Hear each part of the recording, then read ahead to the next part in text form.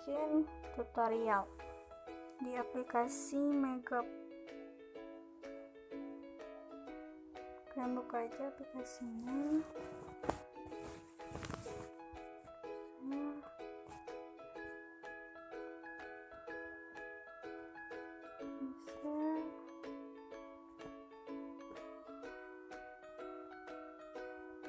Kalau di sana aja nanti ketemu yang ini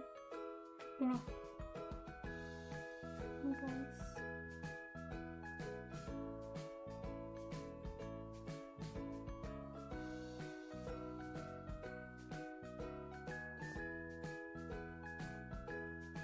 Terus kalian pencet yang video, terus di sini kalian pilih pengaturan, pilih pilih foto kalian yang kalian mau bikin.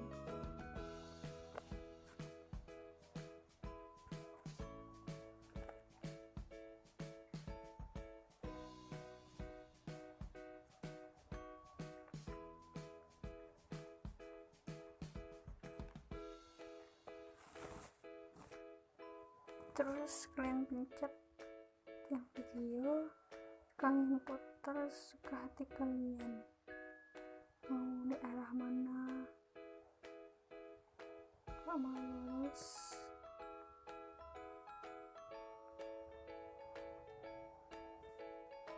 Oke, sampai di sini videonya, semoga bermanfaat.